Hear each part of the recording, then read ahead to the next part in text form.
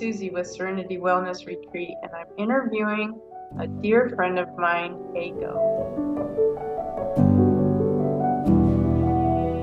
First of all, I want to say something here about your profile picture too. Eiko has been a friend of mine for 4 years, and I have never seen what she looks like, and she remains a mystery all the time to me. Mysteriousness that adds to the mystic of who she is.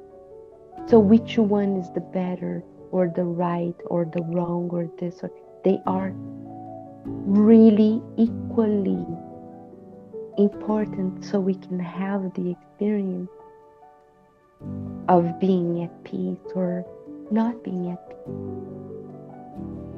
So we don't have to navigate life for more to the denial of certain things. It's the other way around. It's accepting that that thing feels like the way it's feeling right now. That ends the whole turmoil. It's allowing it to be. Welcome, Eiko, and please tell us a little bit about yourself. Yes, sure. I live in Brazil. I was born in Brazil. I basically am. This is what I do. I am. I Oh, am. I told you it's gonna be broad, and also it's gonna be individual, and also it's gonna be a little bit of every level from which we are in the life experience.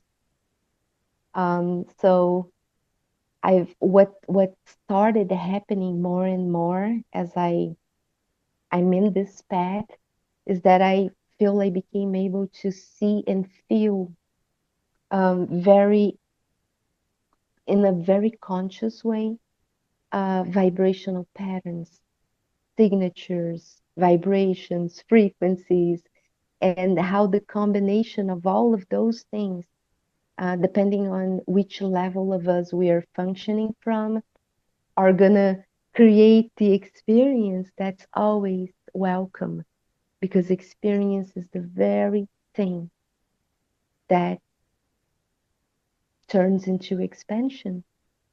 And expansion is always happening no matter what. So being me gives me experiences that are always and more welcome. And I'm playing all day long, basically. Ah, well, I know you are helping people understand this expansion mhm. and using your expansion, your expansiveness, and everything that you have used to expand yourself to help others do that as well. Um, one time I called Eiko, uh, and my neck was hurting really bad, and just talking to her on the phone, she jumped on my energetic field and cleared some energy for me, and I mean my neck felt better just sitting there on the phone with her. Do you still do that kind of work? Yes, and from my last understanding, my latest understanding is healing is not something we do, is something we are. I heard this somewhere on YouTube and I don't recall exactly where, but it's so true. So being truly being present with a person and taking them as a part of us is healing occurring. Because it's not like here is me and there is Susie. Susie and I are one now. And as I see and feel and am Susie right now, I can only speak truth because I'm being you. I'm not separate from you. And I'm loving everything I'm being.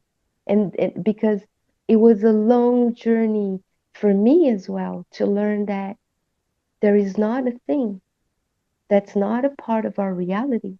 That's not just a projection of who we are being.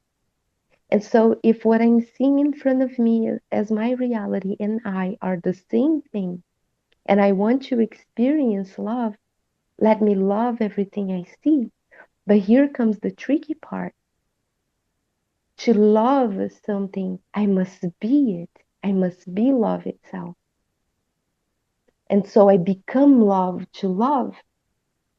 And as I am love, I'm projecting love, and I project then love as my reality. And this is when the magic occurs. And what love is actually, love is to include everything you see as you. But we can only do this once we remember that, oh, but so there are no wrong things. There's no more right or wrong. So who am I? And this becomes the new challenge to start reconstructing, because we will always have an ego, which is a set of programs that were created to make life what is. And we got all of this through education, through our parents um, telling us this is not allowed, or don't do this, or keep it down, or this and that. But that cut it off a little bit of our true way of being with each situation.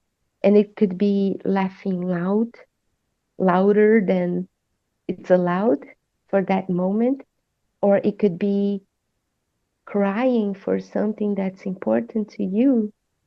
But if your parents approach you with wanting you to stop that, that instantly becomes labeled wrong.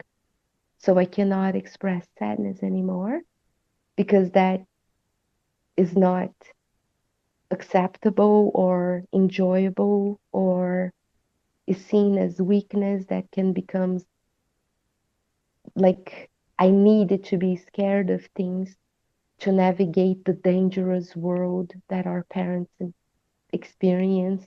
So they're doing it out of the love that they know. I want to keep my child safe. So let me make them scared, and let me teach them certain um, behaviors that are to keep them safe from whatever it is the threat out there. But to do this, to have the relationship with our parents at this level, we need to start ignoring our feelings, our joy, our sadness, our frustration, our anger, all of it, and start keeping um, looking out for what's expected from me. And this is how the programming, educational um, um, belief in wrong is installed. And Wow. so, if everything I am authentically is labeled wrong, I am fundamentally wrong. And everything I believe I am, I'm projecting out to have a relationship with as my externalized reality. The externalization of myself is wrong fundamentally. And we start deeply believing in it. So, what I do is to just look at whatever it is, become one with it by including it, because I now know that wrong is not even a thing at this level in which I'm willing to receive and include everything as myself. So beautiful. You, one time you were telling me for meditation to breathe with the universe. It was so helpful to me, and I really got into that, and to connect to the fifth dimension. Mm. Can you explain that on connecting to the fifth dimension and what we can do there? I mean, is the fifth dimension love? Mhm. Everything is love. Everything is love. And I got a scale that I created to explain this, and I can share with you at some point with everybody. Um, so if you imagine one line, and everybody can close their eyes during this conversation because it's a conversation made for us to be feeling it, not necessarily analyzing it. And closing our eyes helps us to go to the feeling state more. No distractions, but our feelings. So, but people cannot close their eyes if they're in this frenetic rhythm of having to keep looking out to see the next threat or the next demanded behavior or the next expectation from someone towards me. We have to keep our eyes open and really, you know, um, nervously looking out. But if we close our eyes, this is already telling our whole system I'm safe. But for you closing your eyes, even you have a good positive association with it because but there are people who have also actually closed their eyes because they weren't strong enough to see what was about to come. And in those cases, which is okay, it's a beautiful experience as well. Closing their eyes could trigger some threat. Being in a darker room could be highly triggering of fear if they had to come to a point of closing their eyes to not see what was coming toward them. But that's also a beautiful experience, as I said. But if closing your eyes feels less relaxing, it's okay. It's all okay. And every time we say it's okay, that's another thing that calms down our system. And this helps us find the rhythm that's soothing versus frenetic or versus mm, scary, because the scary is hyper, is accelerated, is ungrounding. And the calm is another experience that's happening in another frequency. It's happening in a frequency of I'm safe versus I'm scared. And and the frequency has a rhythm, has a speed. And so if you're scared, it's a higher speed kind of rhythm that you cannot keep up with. So you're usually in a rush or feeling late or feeling lost, like no, without being disconnected from your compass. Your inner compass can only be found from a certain frequency above, which is you returning to your ability to feel and to be aware of the feeling. And here is the tricky part. Most don't go there because they don't want to experience being scared. That's the monster. I gotta escape the monster. Let me keep running. But if you stop for a moment and really sense the space, there is truly a monster in the room.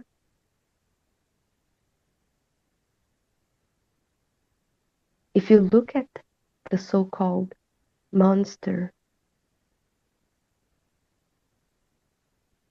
with presence,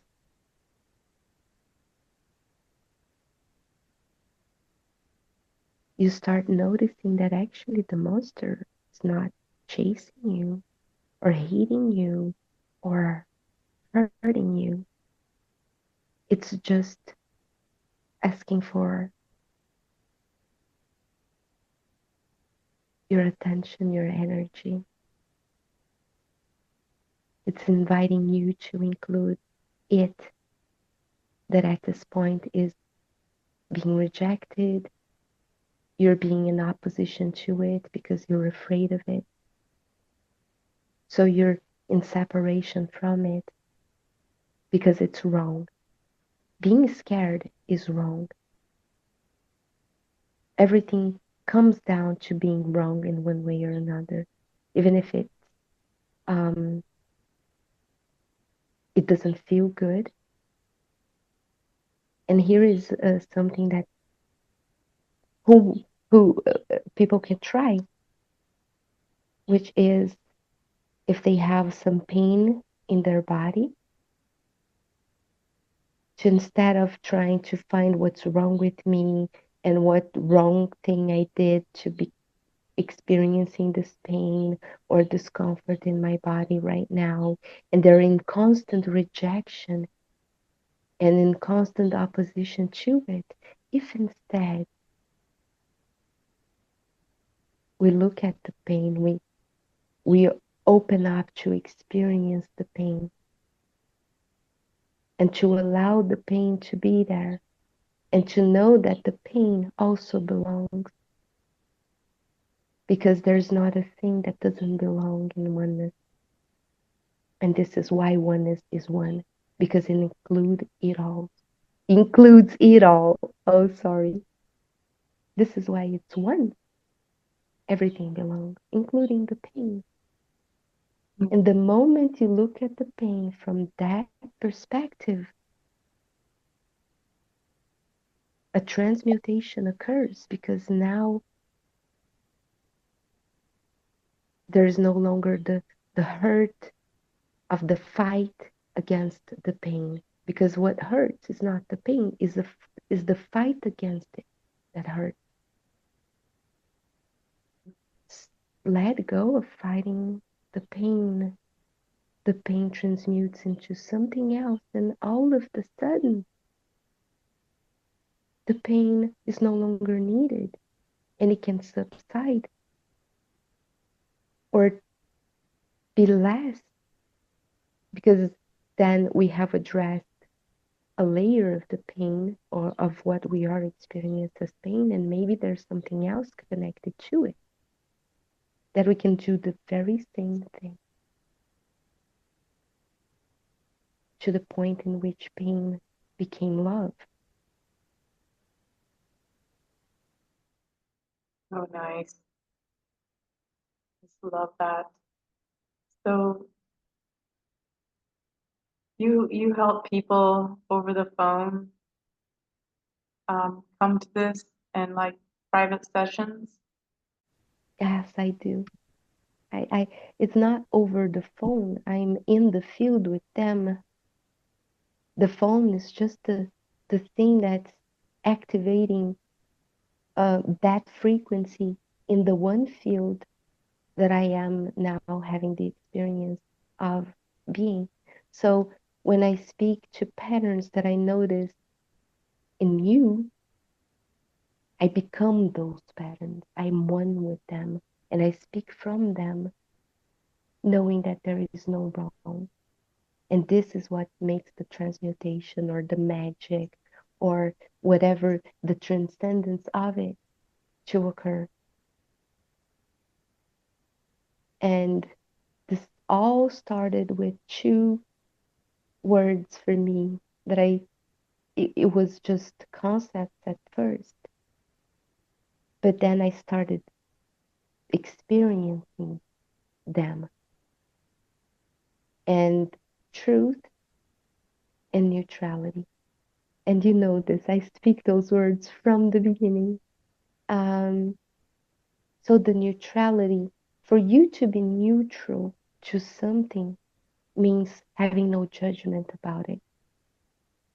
What judgment is the the programming we received that taught us this is right and this is wrong, this is acceptable and this is not, this is good and this is bad. This becomes our judgment later on, and our program. Oh, I cannot accept it, so I'm gonna be in opposition to it. And so I create separation, and I have an experience at the level, at the realm of separation, which feels in a certain way that it's not wrong, but maybe not as pleasurable as that experience being happening at the frequency of neutrality. Neutrality means I allow you to be as you are, and I have no wrongs to label you as. And so I don't have to fight with you.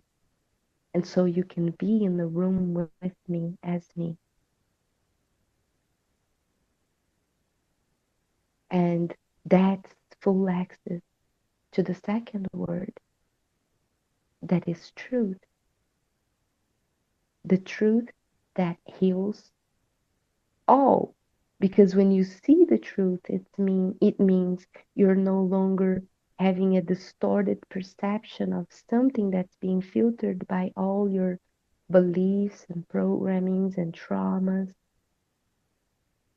And so I have the clear perception of the divinity of that thing. I feel like you just speak so much truth that everybody knows is there deep down, but all this programming has cluttered our thinking. And I love that you have done the digging work for so many people and bringing it to light for them. And if it's okay, I'll list your WhatsApp number in the description so that people can reach out to you for a session. Um, Mm. Also, you're working on a book right now, right? Yes, is And the whole process, the so whole great. journey. And what is, I know it's like nothing is wrong. And Eiko is so good at teaching me nothing's right, nothing's wrong. It just is what it is. And been so helpful for me. I like want to get a tattoo of it and everything. Just IIWII. It is what it is. Um, and sometimes that comes across, it is what it is, but to really get to the sweet understanding of it, it is what it is. And nothing is right, nothing is wrong. It just is And the what it is. And that and the you thing is, the talk moment you say this, it is what it is you allowing it to be. And so your relationship to the thing is what has shifted. Is not the thing itself, it's you. Because now you're having a relationship with that. That's a different one. And you can come to a level in which that thing and you are one. And and so there's no more the experience of the fight, of the friction, of having to be right. And there is so much to it. But I'm going to say you can only experience peace thanks to the experience of the non peace. So, which one is the better, or the right, or the wrong, or this? Or they are really equally important so we can have the experience of being at peace or not being at peace. So we don't have to navigate life for more to the denial of certain things. It's the other way around. It's accepting that that thing feels like the way it's feeling right now. That ends the whole turmoil. It's allowing it to be. It's recognizing its divinity just as it is. So there's no more fight. And then your experience of it has changed already. Is not in the future, is now. That's where what our mind, our mental level tends to miss out. Mm. It's now. It's the now. I can always bring myself back from a state of worry or anxiety or depression by just coming into the present moment. And This to be there with you. Oh, I'm depressed right now. And it's okay. I don't have to make depression wrong. So it will go away or be released or be or disappear some. No, it's to embracing depression as a divine expression of the one love, that depression then turns into the one love, and your experience of it shifts into love. It's the is this constant alchemy that's happening, and the mind is missing the point because it's looking for the when it's gonna happen. It's happening now, right now. you're such a delight to listen to. I'm, a sound person. Everything, I can hear things far, far away or um, listen through tuning forks, what's going on in somebody. And I can hear a melodic voice that sounds like heaven to me, and you're it.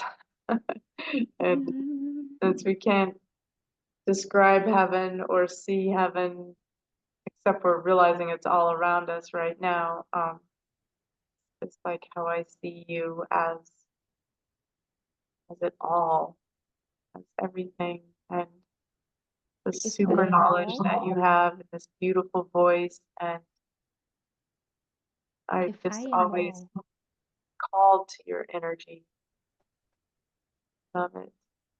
if I am all, that includes you. Right.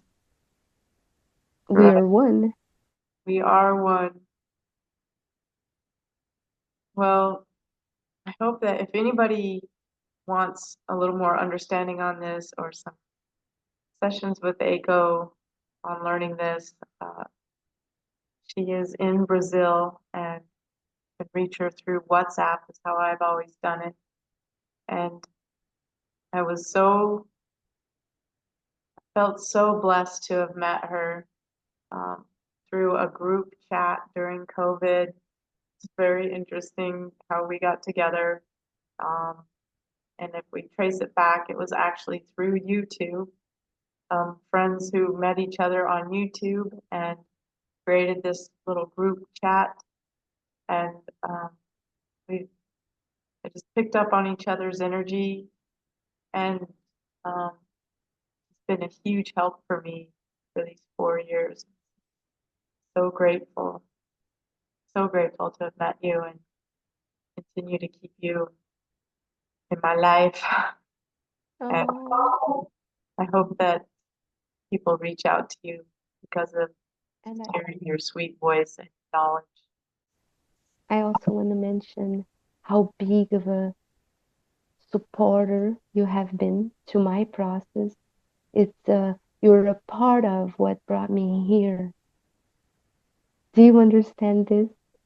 You have given me as much as I have given you, and so thank you so much.